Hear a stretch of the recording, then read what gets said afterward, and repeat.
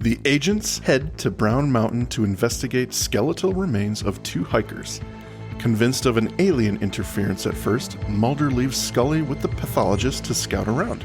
Impossibly, he finds the hikers alive. Scully heads up there herself, only to find Mulder's not there. He's back in his apartment. This is not happening. I am scared, Andrew. I don't know what's going on. There are so many things happening in this episode. It is. Do you have? It is a banger, as they say. Do you have your sack lunch? You remember my sack lunch? Like as you're in school, your teachers are like, "We're going on a field trip. Do you have your permission slips?" Permission slips and sack lunches. It's true. Although sometimes they brought like 16 packs of hot dogs and 18 packs of buns because the math doesn't work out. You know, you know exactly what I mean, right? Jimmy, you get a hot dog. yeah, they did hot dogs up there. Yeah, because you get 8 buns in a pack and 12 dogs in a pack. Yep. So how many of each do you need to totally fill that out? This is a lovely diversion, by the way. So go. Absolutely, it is. Do you have the math on that, or go to ChatGPT and it would figure out a friggin' heartbeat? No, I think you need Matt 6 says of one, fruit roll-ups as well. Yeah. Fruit roll-ups a good call. Mm-hmm. I also was sent. My mom would give me like a root beer or something in a can wrapped in tinfoil, so it stayed colder longer. Wow. I think I got an apple, and drinks were like, find some. Well, absolutely. Yeah, I got a fruit, a sandwich generally. Probably, I would say a roast beef and cheese would be my guess as to what she packed. So crust cut off, cut diagonally? No. Side. Two little parallel halves. Okay, not diagonal. They had to be rectangle. Not diagonal. No, that's just the way we did it. I didn't have cross-cut sandwiches is that in my childhood. A Wisconsin thing? No, I guess it would be an Illinois thing, I guess. Oh, that's where they did that. That's where I grew up. Well, you should ask around in Wisconsin to see if it's diagonal is the trend in that state. Well, my wife does do diagonal. I think it's the way. She's a smarty. My mom's just not a showman, I guess. It does look better if it's diagonal. What about like not diagonal, but not half cut, but like sort of in between? Like do a really thin piece and then the other slightly half. Psychotic, where it's like there's an edge and then there's the rest of the sandwich. Yes. It's like, I just missed, son. Here you go. Excellent. Well, we of course are talking about Field Trip. Obviously, we're talking about all these memories of when we were I'm talking about sack lunches. Screw the X-Files. Well, yeah. Well, I guess we can talk about sack lunches if you'd like. We can keep going. Rich kids got the diagonal cut, Matt says. The sack files. Yeah, this is totally where we're going from here on in. It reminds me of my favorite fake movie title from Seinfeld called Sack Lunch. And it's just got a picture of a brown paper bag with a family coming out of it. It's brilliant. It's fantastic. Yes. So this is episode 21 of season 6. Broadcast if we're going sort of chronologically, it was May 9th when it came out. So fast forward 25 years and it's practically yesterday. But a popular one, 15 million viewers. This is a Frank Spotnet story, and John Shaban and Vince Gilligan came up with the teleplay. So all of our favorites came together to create this wonderful episode. Yeah. And this is what I call the Frank Spotnet special, because when he gets behind the pen and does something by himself, I tend to like it. And I don't know. Yeah. He does it again in season 8, and I'm sure there are a few others that I'm forgetting. But I like all of his episodes, it feels like. So I'm excited to dive into this one because... Is there a reference to a Gilnitz in this episode? I don't think so. I don't think so, no. So that trend is done. No, it's not done, but they have to be the writers of the episode. Oh, I see. Not just all three of them together. Gotcha. Yeah, I really do quite enjoy this episode, but probably for not the right reasons. Uh-oh. No. I mean, honestly, the story's great too. Obviously, the script and the characters and all this stuff is good, but we'll get there. And it'll be typically Not what you expect. Yeah. And as Matt's saying, I think Spotnitz does have an understanding of the characters, even the new ones, that it really works. And we're about to see why. So absolutely. What do you say? What do you say we get into it, huh? I am ready to board the bus. All right, let's board the bus. We're going up to the mountains. No Brown seatbelts. Mountain. No seatbelts on the school bus, which I'm sure is an oversight. Yeah, this was pre seatbelts for sure. There aren't seatbelts now. I think there really. Do you think that they have adapted the old buses with seatbelts? Well, maybe not the old ones, but the new ones. So I've seen a lot of new buses. I don't know. Maybe the rich kid school buses get seatbelts? Possibly. I don't know. Airbags? An airbag in every seat. The rich kids get seatbelts on their buses and fruit roll-ups in their lunches. There's a song right there. All right. Well, two young hikers, Angela and Wallace Schiff, come into a cabin at night, tired. They get into a short argument while they wind down. Angela's frustrated that Wallace consistently left her behind while he hiked along, and she isn't as skilled as he is. Well, he should be more considerate. He apologizes for being so excited, and the two kind of make up. She begins rubbing her temples in discomfort and heads off to the shower. While she bathes, everything seems fine. She grabs some shampoo and pours it into her hand. As she lathers, she opens her eyes to see yellow goo dripping down the tile walls. Then it's gone. She calms herself and continues. Just then, a flash. A guttural scream. It's her, in darkness, the yellow substance covering her as she screams. After the shower, she gets into bed, horrified, in pain, scared. She just wants to get some sleep. Wallace tries to cheer her up, but notices she isn't in the mood. She asks to be held, and the two face each other on the bed, holding each other. Without warning, we crossfade to skeletal remains facing each other exactly as the two hikers lay. The camera pulls back to reveal a dirty field in the middle of the mountain range. Credits. Okay. Whew, that's a good opening. That is even brilliant. Yeah. Yeah, when I saw this opening when it aired, I was like, that's intense. Okay. What the fuck's going on here? Well, it makes zero sense, right? It's a wonderful little puzzle that they've given us.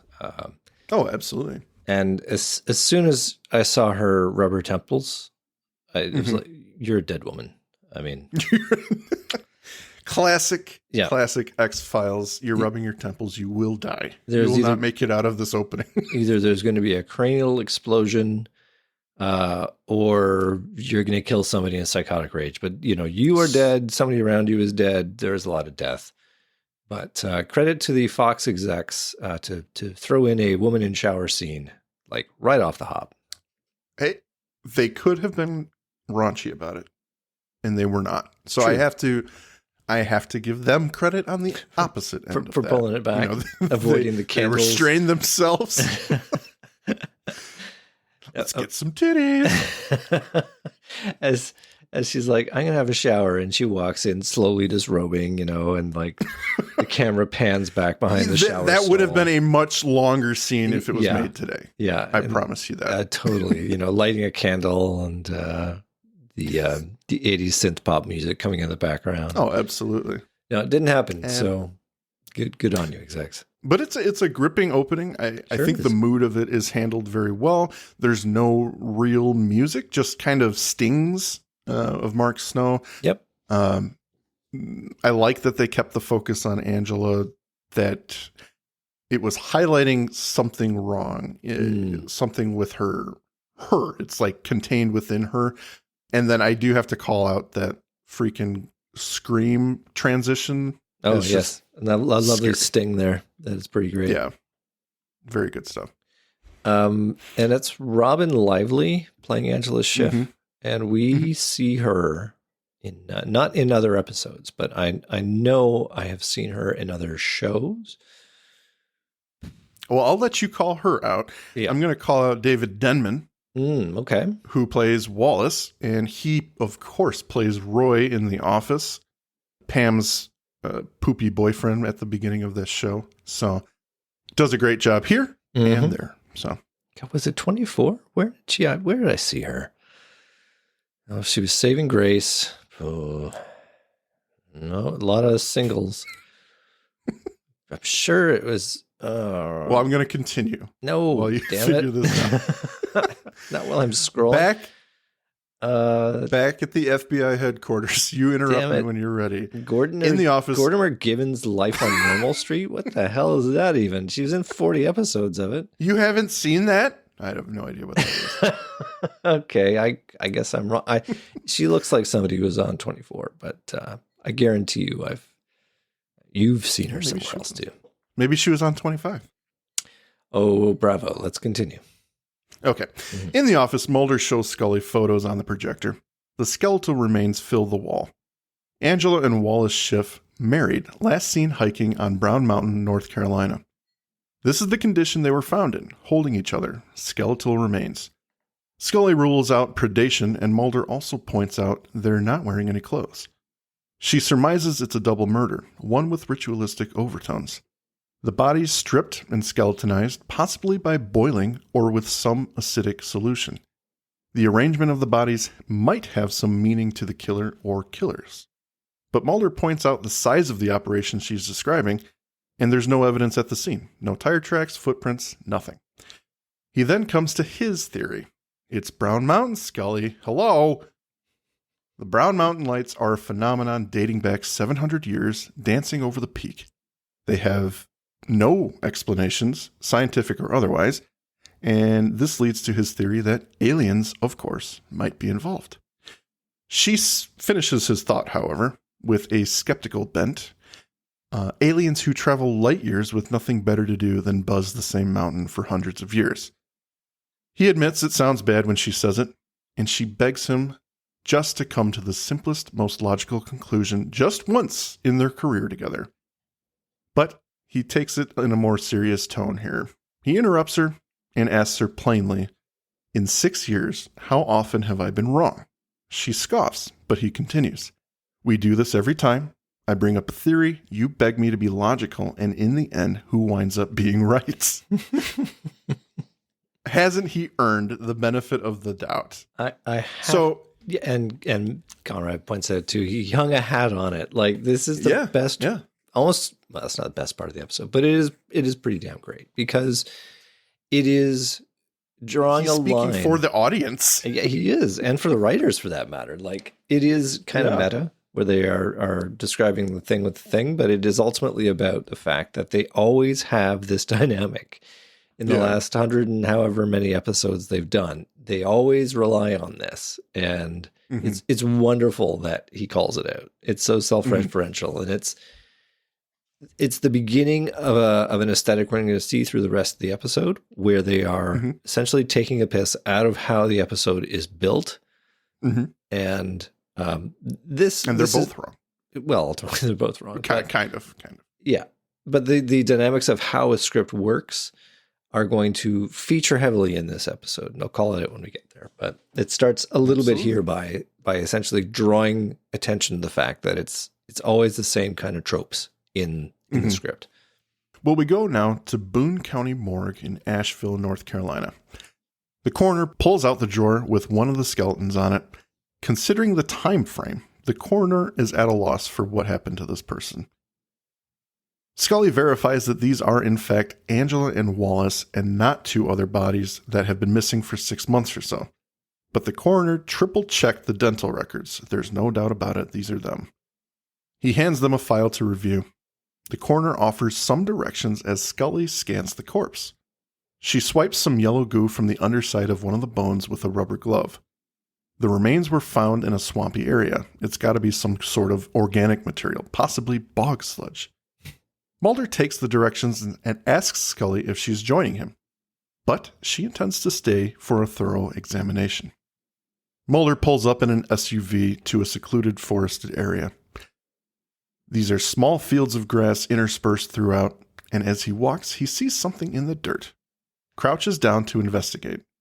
It's more yellow sludge. Sorry, I need to pull out something that you totally skipped. What did I skip? He drives over the mushroom. Okay, yep. You're right. I'll let you have that one. Thank you. It's just kind of an important point. Absolutely. I was going to get to it. No, we're good. But it just happened. Okay. It happened. I'm going to take a drink here. Oh, my. He is drinking from his 7-Eleven Big Gulp right there. Yes, he did drive over mushrooms. And it poofed. And that is important. There was a little poof. It went poof. Okay, I'm good. Okay. We're good. He pulls up more yellow sludge. As he stands and scans the area, he sees something. A man in the distance in a red fall coat. It's Wallace. He calls to him, and as soon as he does, Wallace bolts off. Mulder gives chase around large rocks and constantly loses sight of him. As he rounds another boulder, he sees another one up ahead and a pair of legs squeezing underneath it. They disappear into a small crevice. Mulder catches up to Wallace and peers inside the narrow hole with his flashlight. Meanwhile, Scully's studying the goo under her microscope. The coroner comes in with some gas spectrometer results. It's not bog sludge, and as she reviews the document, she comes to the conclusion it's digestive secretion, which is confusing.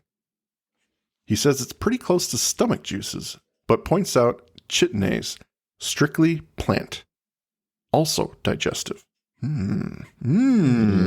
This is kind of disturbing, Andrew. I think. Yeah, that's kind of weird. Wallace is meat. Yeah, so I have a note. I'll give it after. We're not there yet. So the coroner brings Scully some more information. 2 other cases with similarities. Discovered as skeletal remains, but they weren't really unusual because they were found months or years after they disappeared. Scully tries to dial Mulder, but it's unsuccessful. She has the coroner forward the sample to Quantico, and she wants a complete analysis of the substance. Then she asks to borrow his truck. That's a big ask. It's a big ask. Hey, I don't know you. Just met you. Can I borrow your car? You must not go anywhere. And he looks at her like, well, you are very attractive, so sure. I'll do anything you want. You have to step on my foot first. Here are the keys to my house. You have to tickle my chin first. Worth noting, this is Jim Beaver, who's playing the coroner. Yeah. You've seen him on Deadwood and Supernatural and a bunch of stuff, but he's one of those guys, and he often plays law enforcement types. Mm-hmm. Very good actor. Yeah, I like him a lot. And he was in Outer Range, which is a really good show. Yeah. If you haven't seen it. I have not seen that. You should see it. Back in the cave, Mulder continues searching. The narrow tunnel moves into a large underground chamber. Ominous blue light shines through, but no one appears to be there. Yellow sludge drips down the stalags, both tight and might, Andrew. Mulder's lost. And just then, Wallace appears out of the darkness. That's all the lead up you're going to give me? Oh, That's man. all the lead up I'm giving you. Well, I'm sorry. You should know the structure of the episode. Please, don't take me. Hey, come out here. Step closer, I won't hurt you. You're not one of them? One of who? Are you Wallace Schiff?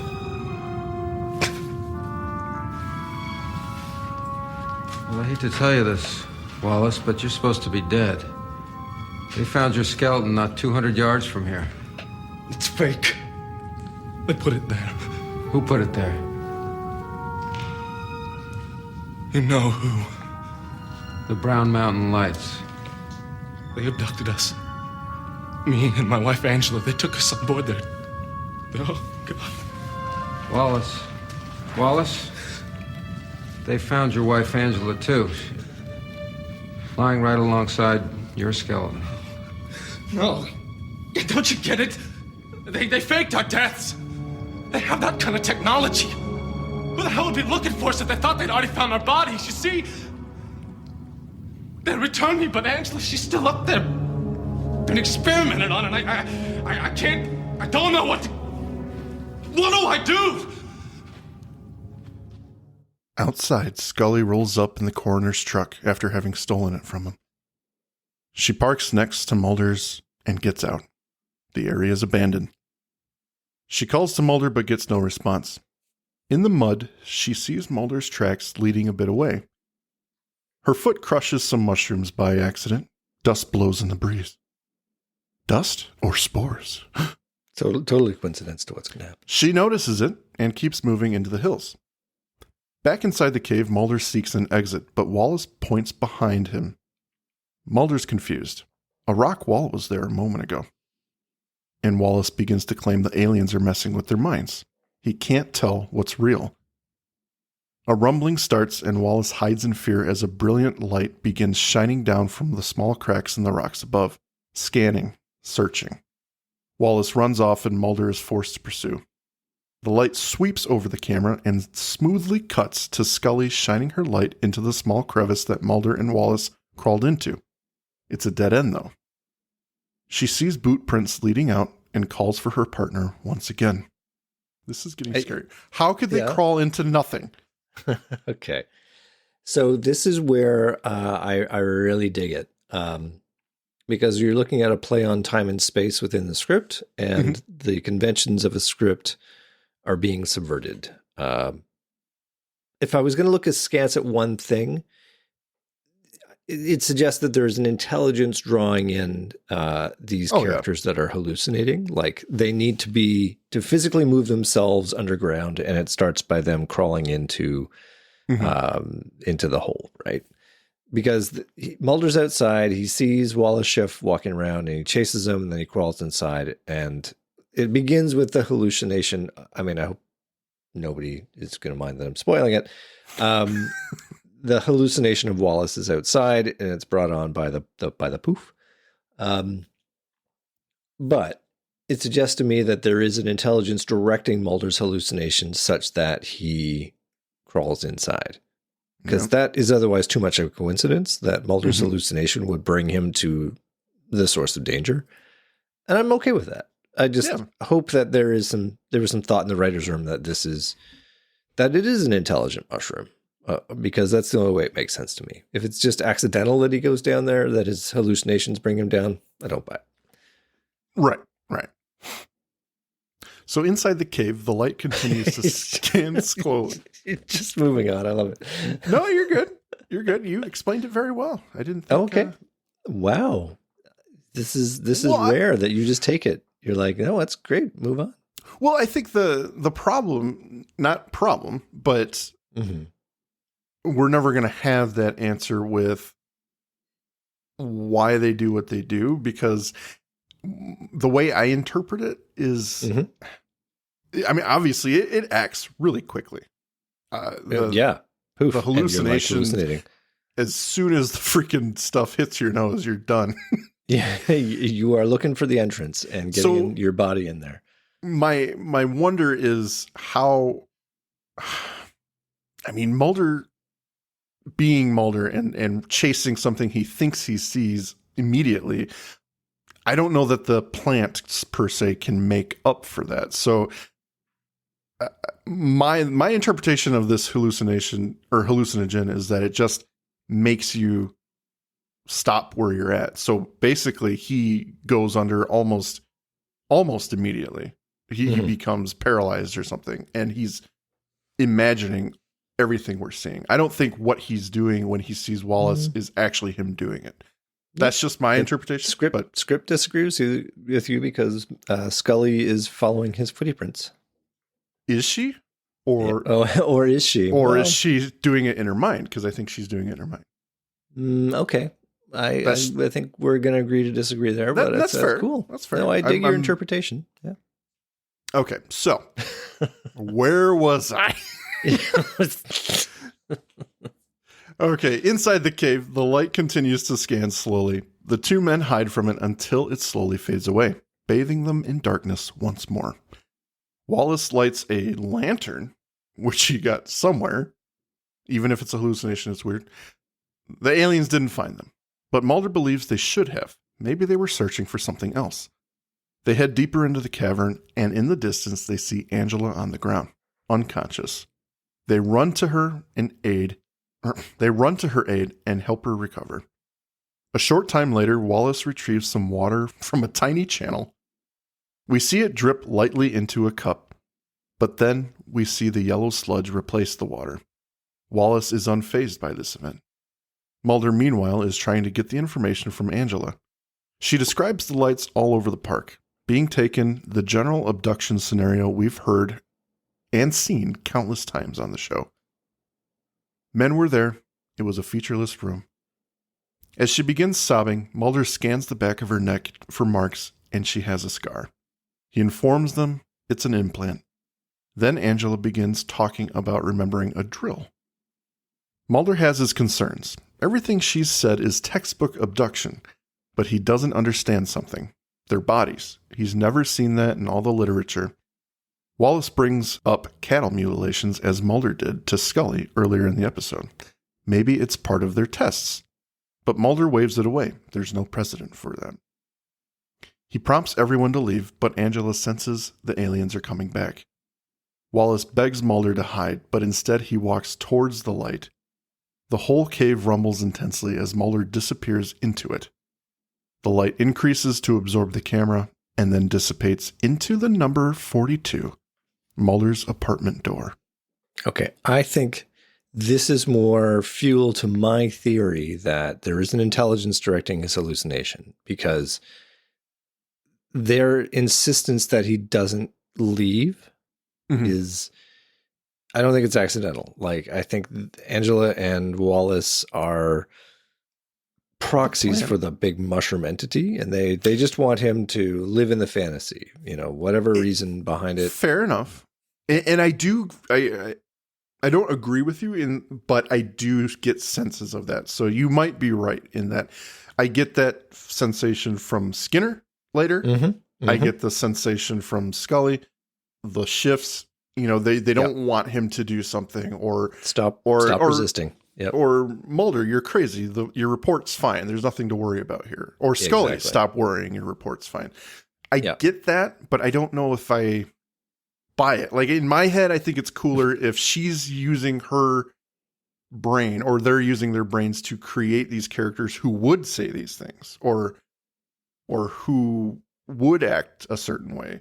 Oh, no, I am sorry. I don't want you to misunderstand me. I do believe that they are fueling the hallucination. I don't think that the mushrooms are providing all of the material that is making Mulder think and do what he's doing. That is totally him confabulating his own hallucination. But I think it's being sort of orchestrated at a high level by the mushrooms. Gotcha. Yeah. Gotcha. Good stuff. We're both right.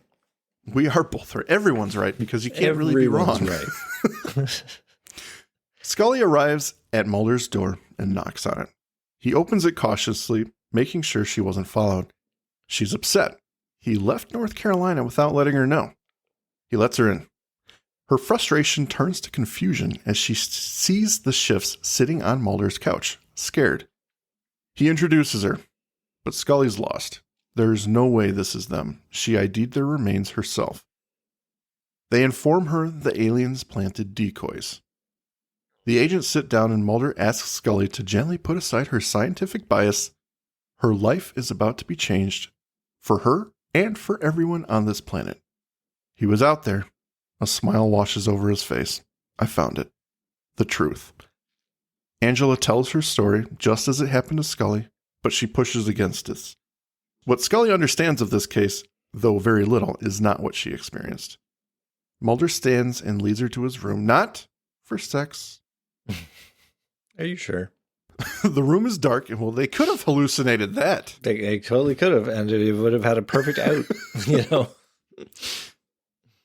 The room is dark, and he states it doesn't like the light. He holds her arm and directs her to a corner.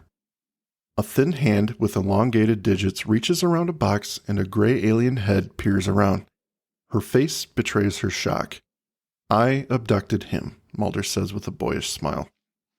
Tears of shock and awe form in her eyes as she grapples with what she's seeing. She can hear him telepathically. It's the moment X-Files fans have been waiting for.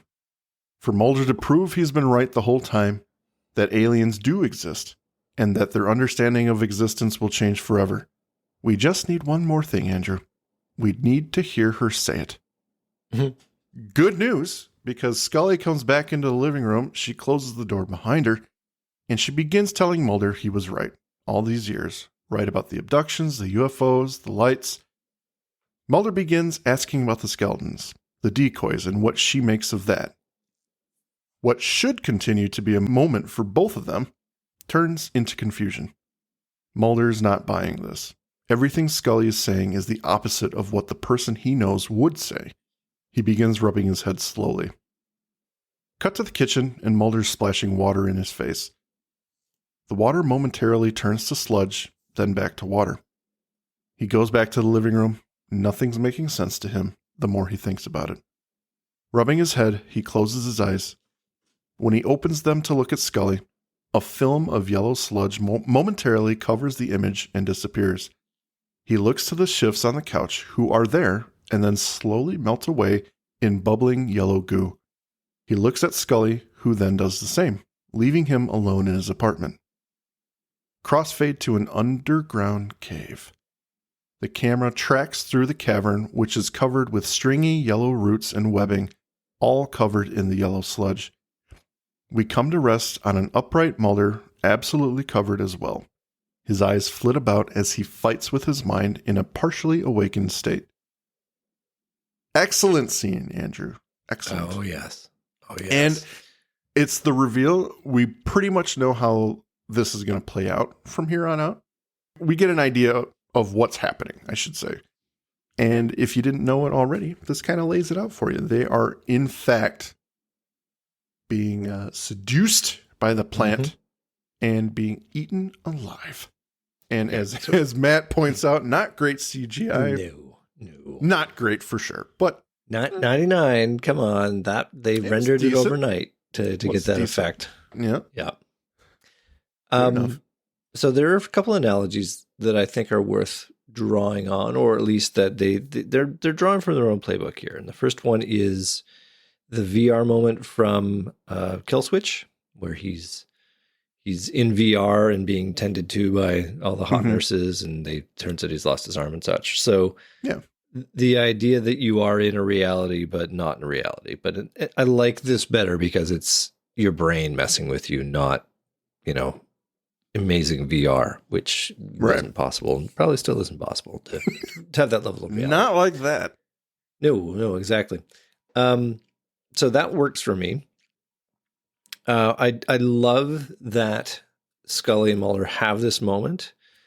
I think that Spotnitz and crew have been waiting a long time to have this, and it's ideally placed as we careen towards the end of season 6, because they've gone so long with this, their relationship of her being the skeptic and him being the believer. They rely so much on that. And after a while, you're like, come on, you've seen so much, Scully. Why won't you believe? Well, here's the moment. Here's the time where they are going to allow it to happen. I mean, yes, it's a dream sequence, but it's the perfect opportunity to have the pathos of this. Mulder, you were right the entire time, and then be able to pull the rug out later for it. Like it never really happened. So we're legit able to go back to square one. But yeah. So I dig all of that. I like that we are just over halfway and we get the reveal. So we've climbed the mountain to get to this point, and now we're like, okay, I know what the problem is. How are we going to resolve it? If I had one of the tiniest issues you can possibly imagine, I kind of wish that they had started the scene differently, because they started with Scully approaching the door and knocking and then coming in. Mm-hmm. I wish they had started it with a knock on his door, and we see him open the door to Scully, because this is his hallucination. So having the camera be on Scully, in a sense, doesn't make sense, because it's his hallucination. She should enter into the scenario. It shouldn't be that she enters without him there, if that makes sense. No, I gotcha. I think that was for us. Yes. I totally understand what you're saying. Yeah. And I agree with you. Honestly, I think it should be, but I think they were still playing with, they might actually think this is real. So they wanted the reveal to be the reveal that Mulder is actually underground and he is being influenced. Yep. And I don't think obviously it's a tiny thing. I don't think it makes or breaks it. I think it just would keep the logic of the episode tight. The other thing Absolutely. I really love about this, of course, is the transition from, North Carolina or South Carolina? I mean, it's a Carolina. North Carolina. From North Carolina to the apartment is a crossfade. And it is something that is so vital to this episode. This idea of, in a TV episode, you can do that. You can just be like crossfade and now we're somewhere else because we are programmed to allow for that narrative. We don't need to watch them take the 8-hour, series of planes, trains, and automobiles to get from point A to point B. We cut that out because it's not important. But in this episode, it is a vital clue to the fact that they are hallucinating. Like it will become super relevant later, but I like that they set it up here. That it's not even a crossfade. It's a weird, as you know, it's a weird fade out through 42. So it's not even conventional for the TV script format. Anyway, I will stop filleting this point. I think I made it. Stuff. I like it. There are subtleties to this episode that really make it stand out in ways that go beyond the script. So I'm glad that you pointed out the crossfading. Yeah, love it. It's that time, everyone. The Magus Media Production sales pitch. Please check out our homepage at magusmediaproductions.net so you can stay up to date on all of our shows. Check out our Facebook group, facebook.com/groups/Magus Media Productions, both of which have our Discord link on it, where you can join us for live shows as we record them for future release. At Magus Media Prods on X, our Patreon, patreon.com/MagusMedia, where a $5 donation will help us keep the lights on and bringing you new content, and you get some stickers. Thank you for your consideration and support. Scully arrives back at the crevice opening with the coroner. She shows him the opening, but it's a dead end. They crouch down to pull some sludge from one of Mulder's footprints. He's nowhere to be seen, though. The coroner finds more tracks leading away. To his dismay, he finds another skeleton and calls Scully over.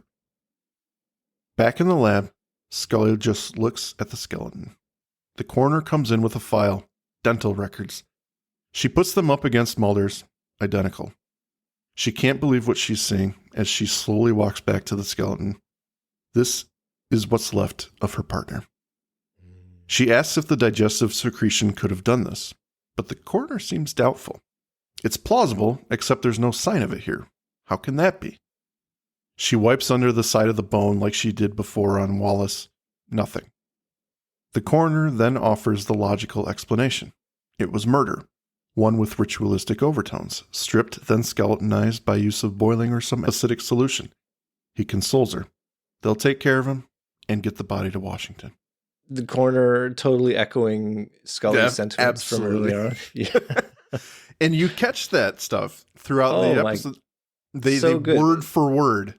Yeah, exactly. What they believe, what each person believes. Yep. So, excellent stuff. Noted. Moving on. We go to Skinner's office, who is finishing up reviewing her report on Mulder's death. He offers she take a short leave to recover. Scully's sobbing and asks if he's satisfied with the findings, to which he responds, absolutely. She's unsure, though. Unable to fully account for the condition of his body, how can this be? The one scenario mentioned seems to be the least plausible to her, but Skinner disagrees. He's concerned. Why would you question your own findings? Her world's slowly crashing around her, and she speaks of why she was brought on to assist Mulder in the first place. She questions what she's actually accomplished. Skinner tries to comfort her again, but it's no use. She relents. Mulder would believe that this was something other than a murder, and that's what she feels she needs to do. He then tries to explain away these things as trying to assign paranormal beliefs to his death because he so firmly believed them. He ends promising to get the people responsible for Mulder's death. Wonderful scene, not just because they're great actors, but there's this existential crisis here for Scully, and Skinner does a decent job of assuaging her shame or misgivings about the situation. She is just living this nightmare right now, and Skinner is just like, look, this is what you found. This is what's in your report. And what I like about the scene is that her mind is playing tricks on her in the sense that because of what Mulder said in the beginning of the episode, about how she's always wrong. Yeah. That's kind of coming into play here where she's actually believing it and she's questioning it herself internally. And I think it's being used against her here, which I think is kind of cool. So it's either one or two things. It's either her confabulation in the hallucination, right? She is the one playing it out. Except that her true feelings are coming out.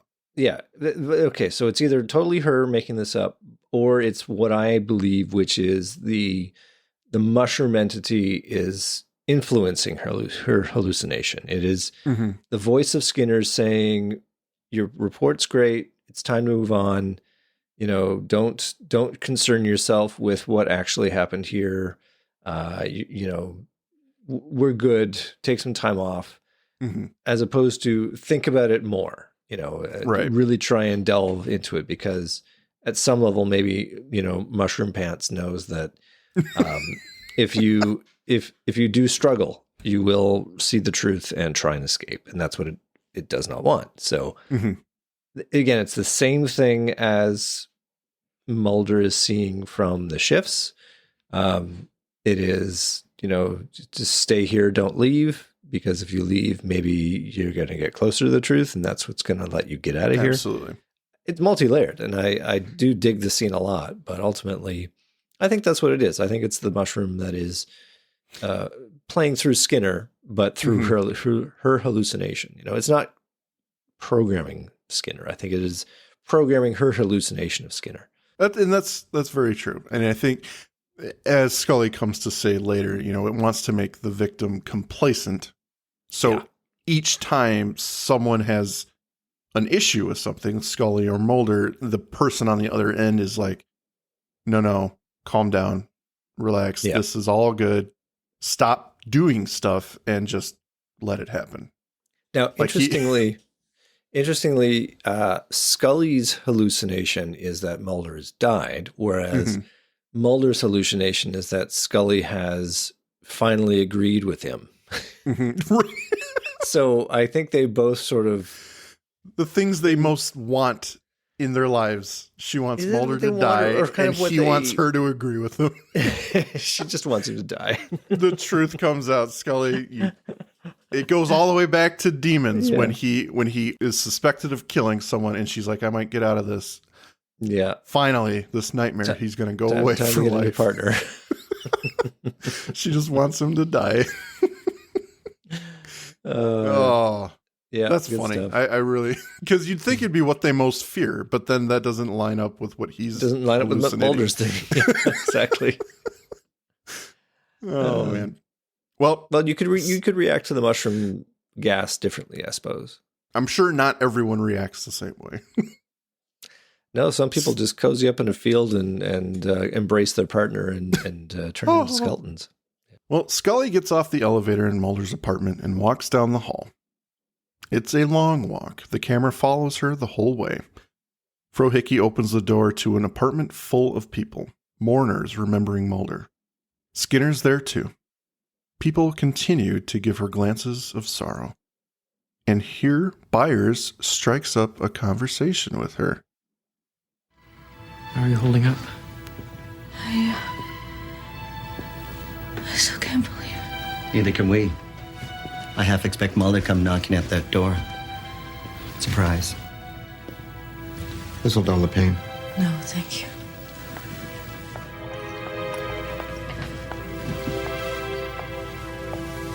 Just so you know,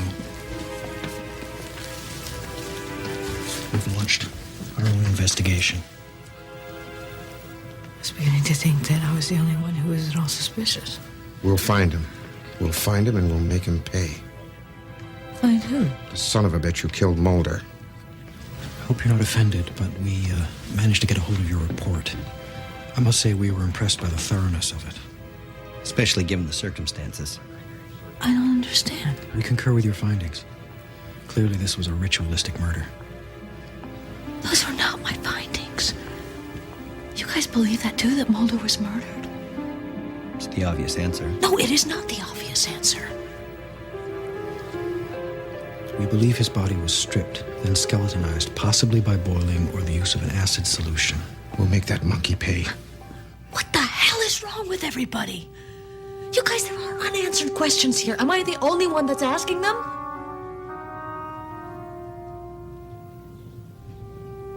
I could use a drink. You three of all people. You should be all over this, not buying the party line. Look, something else is going on here. Am I the only one who thinks? It'd have been 34:11, buddy.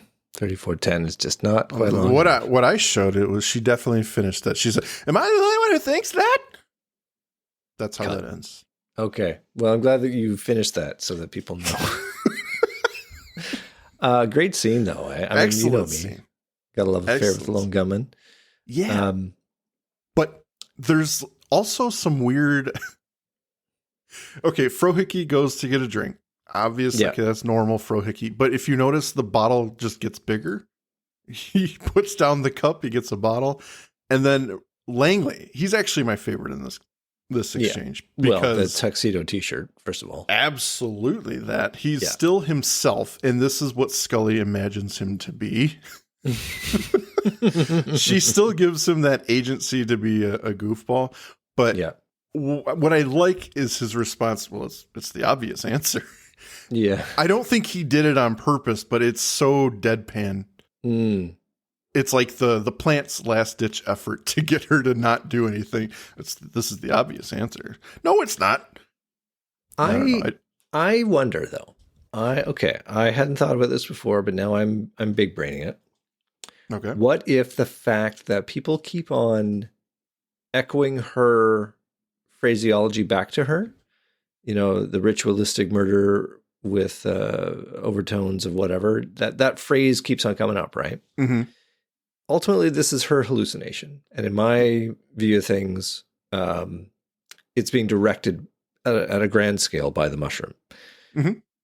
So what if this is her brain resisting and finding a way to sort of clue her into the plot and say, I'm going to use this same, your hallucinations are going to use the same script, for lack of a better word. Mm-hmm. And that will be the clue that allows you to make some sense out of it. Okay. Yeah. I know we're punching at straws here because there is nothing in the script which allows, any kind of discussion of this. This is really outside the box. Well, I do think it's important because absolutely. It goes beyond that she just said it in the beginning. Yeah. I think it's being used against her now because after being partnered with Mulder for 6 years, her underground instinct is to maybe question what she's believing because she trusts Mulder and she realizes that, okay, maybe he has been right most of the time. And so her line is being used against her to keep her complacent, but her body is resisting it on some level because maybe she's coming to terms with maybe that Mulder is always right. And her subconscious is kind of trying to break through there. I don't know. That's just kind of the way I take it is. Yeah. I guess it comes down to what you believe the mushroom intelligence to be, right? Mm-hmm. If it is smart enough to supply the dialogue for her hallucinations of Byers, Langley, and Frohickey, then if it's smart enough to perceive her reaction to it, then why wouldn't it change gears?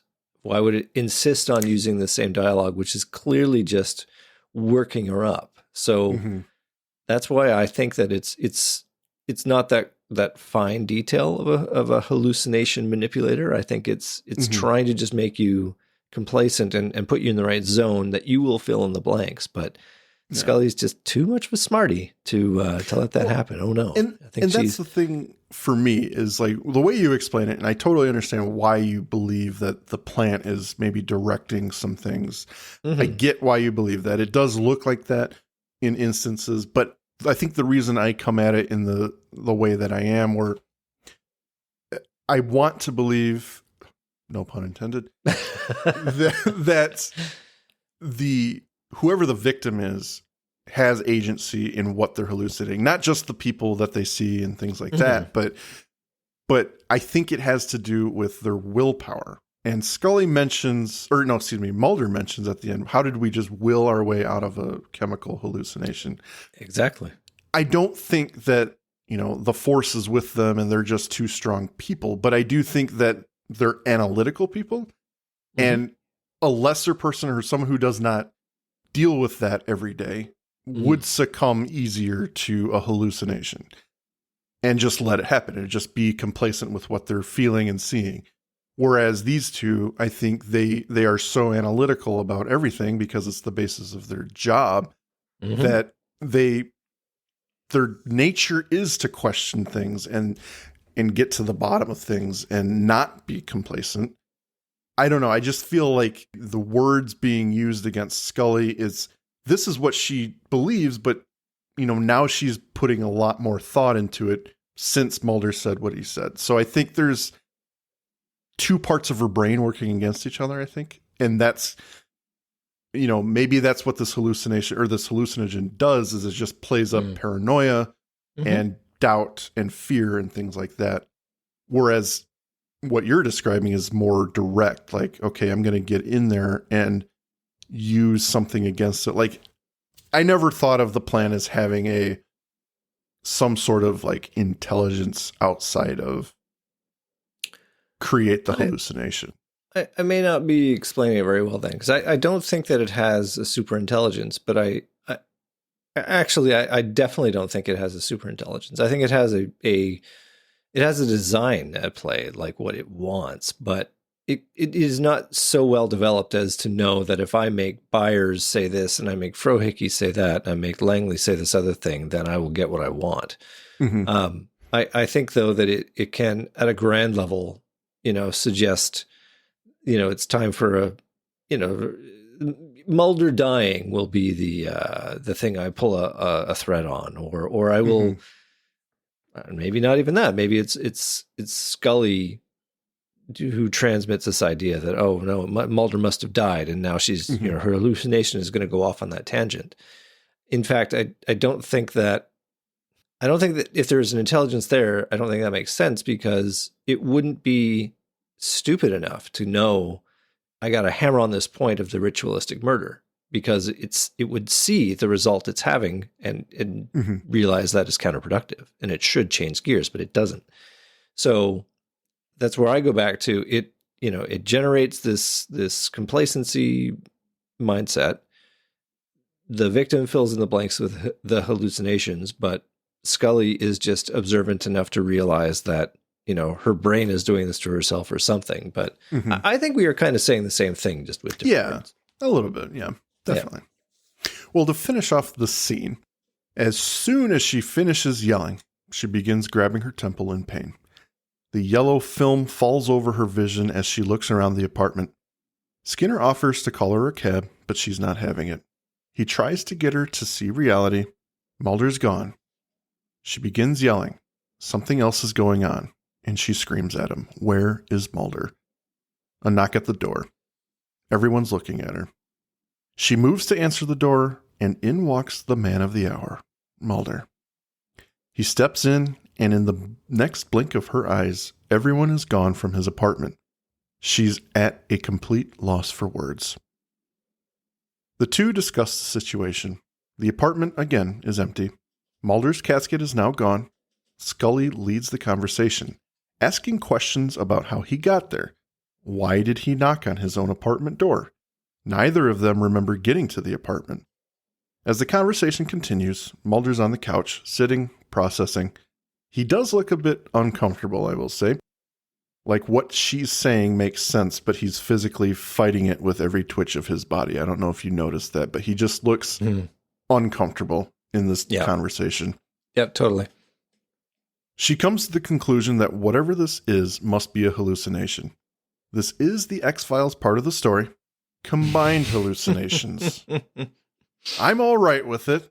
Yeah, I'm good. I wanted to get your opinion on what you thought of two separate people sharing a hallucination. You're okay with it? It works with the framework they have developed. Also, they are physically close together, so they could be murmuring words that the other are picking up. So I can make it happen. Absolutely. I can make myself believe it. Yeah. We're getting some good walls of text from Field Investigator Bran here. Fuck yeah. He's going to town. He's getting a promotion to a senior field investigator. Well, she realizes she stepped on wild mushrooms that must have given off spores. The rest of the puzzle seems to fall into place as she rattles off types of plants that feed on living tissue, and surmises that the hallucinogen is used to keep the prey at bay while the plant digests them and expels the bones upwards. Mulder begins fighting back. He gets flashes of consciousness in the cave, being covered in sludge. Then Scully dissipates herself. Cut to the field. Mulder's arms begin fighting and pulling himself out of the ground, covered in dirt. He reaches in and retrieves Scully, both of them exhausted, barely conscious. The two lay in the sun, recovering from imminent danger. In Skinner's office, the agents give their report. The State Health Department has been contacted, the FBI field office in Raleigh has been contacted as well, along with a mycologist from the Smithsonian. The chemical is similar to LSD, introducing a state of narcosis. Skinner seems satisfied and comments on the rarity of them signing off on the same report. And Mulder sits. Skinner notices his brief contemplation and questions it. Mulder begins questioning their assertions. So what? Once we realized we're under the spell, we were able to break free of it?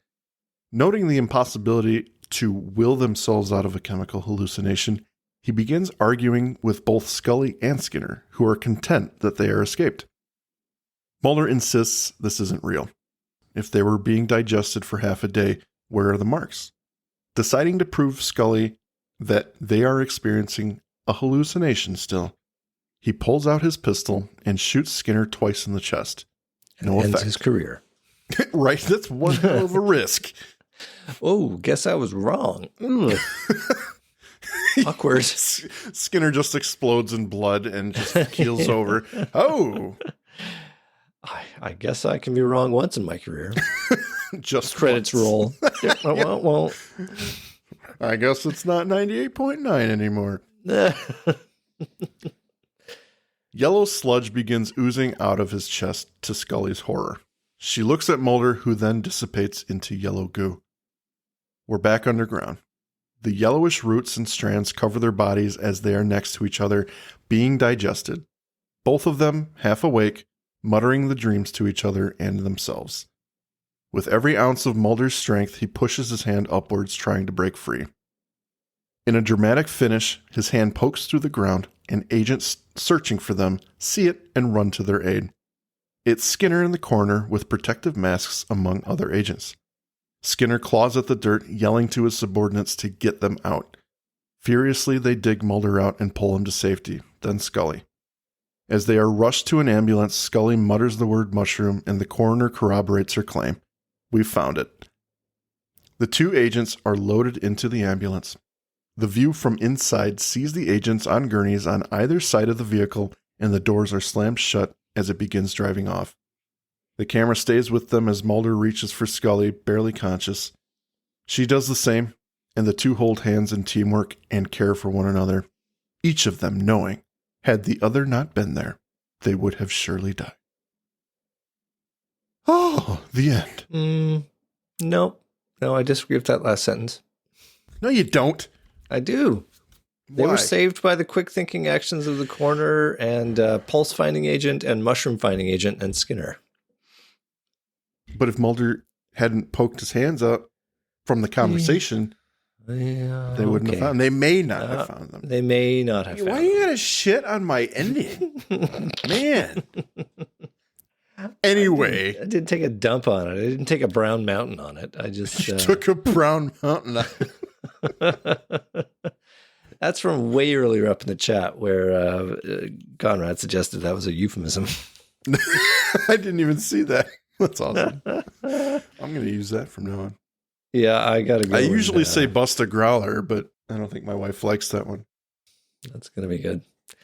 No, solid episode, though. I mean, I do love the denouement within a denouement. I love it. I half expected them to do one more after that. You know, it's like, and then they get escaped from the ground, and then turns out that's not the real thing either. But I think they made their point with the reveal within reveal.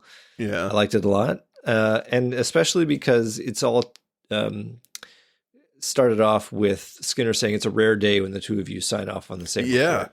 And that's enough for Mulder to be like, you know what? Right. You're right, sir. That is the thrust of this episode, actually, and I will capitalize on that. Yeah. And I'll be 100% honest. I don't know that I caught it until Mulder started talking, because I was like, okay, it's ending. We're done. You know, the first time we're watching it, this feels like an X-Files episode. They figured it out and they got out. I didn't piece it together in my head. Obviously, I know what Mulder's saying. You can't just decide not to be under the influence of a chemical. I just didn't think about it when I first saw it. So then that further reveal was really cool. Yeah, it was very cool. And I have to admit, I really like the framework that they've made out of this idea that the conventions of the TV script are that you can cut space and time with a crossfade.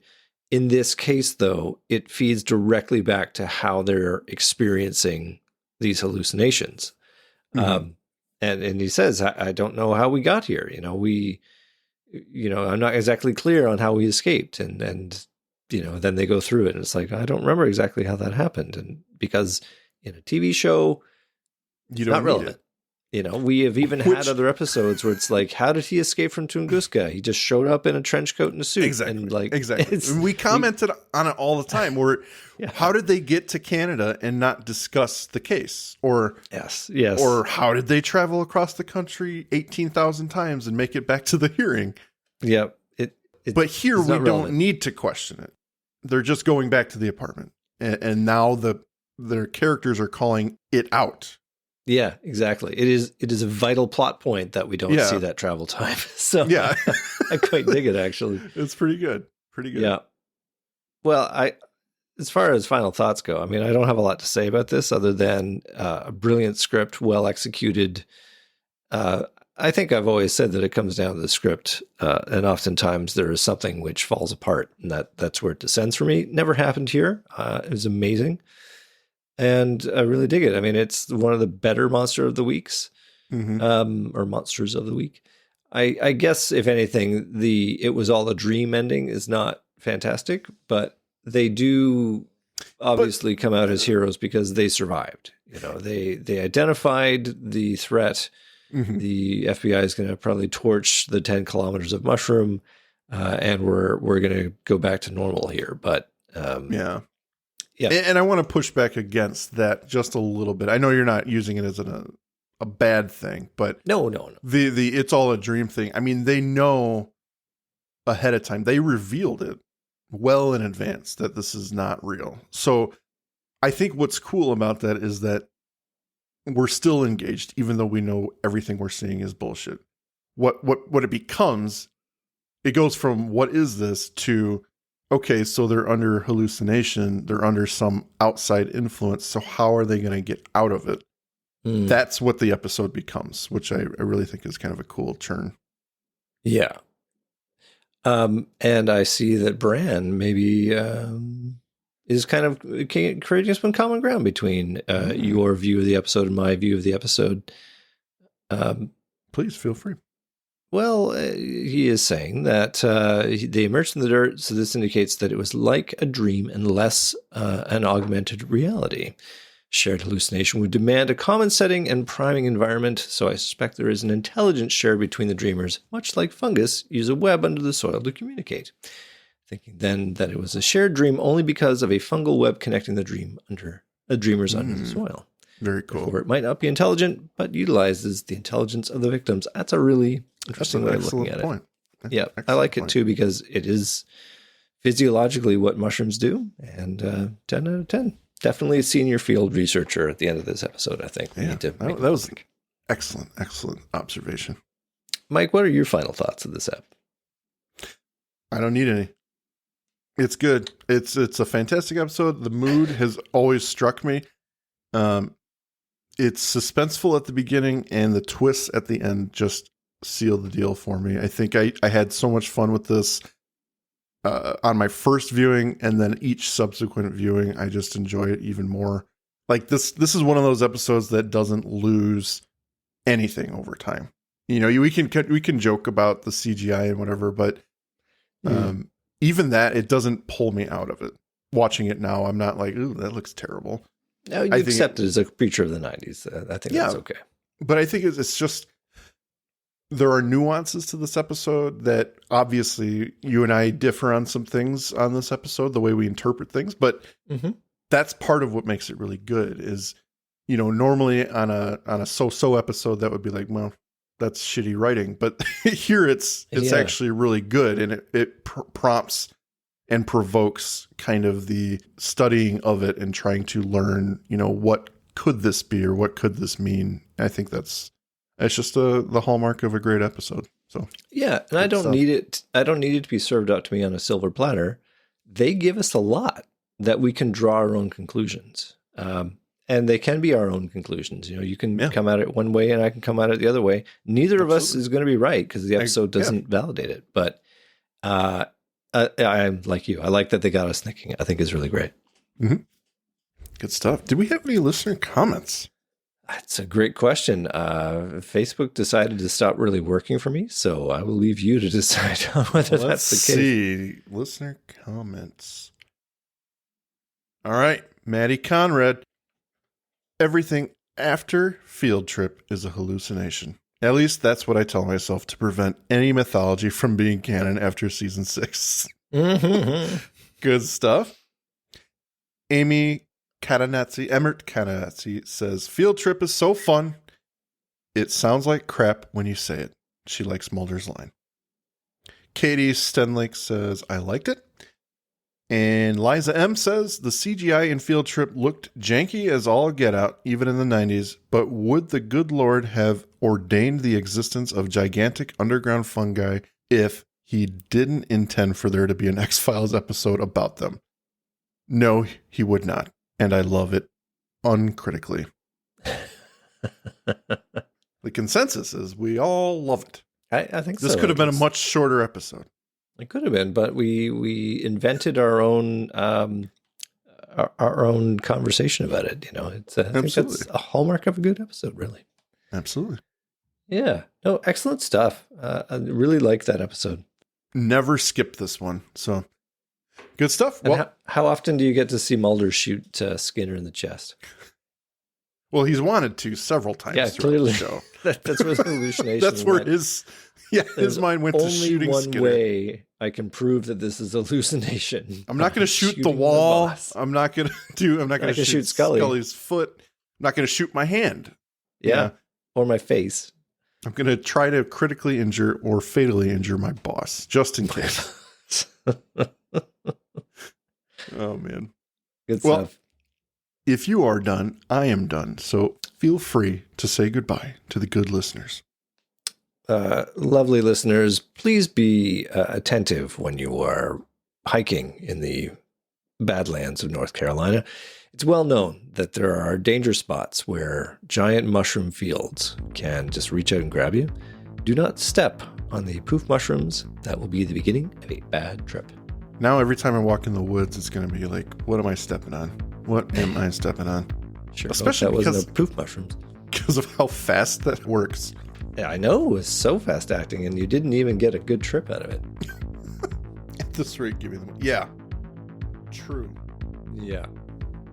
Thank you for listening to today's episode. If you liked what you heard, please rate and review on your podcast app of choice. Andrew and I would be eternally grateful to you fine people for helping us expand and get the word out. Also, we've got a killer group on Facebook. Feel free to join in on the discussion at facebook.com/groups/thisisnothappeningpod and become an official member of the syndicate. We do polls and we have questions for every episode to give you guys the opportunity to chime in and possibly let your voice be heard on our recordings. And please join us on our new Twitter at TINHxFilesPod, no dash, to stay up to date on everything, moment to moment. Thank you, and remember, don't stop swimming.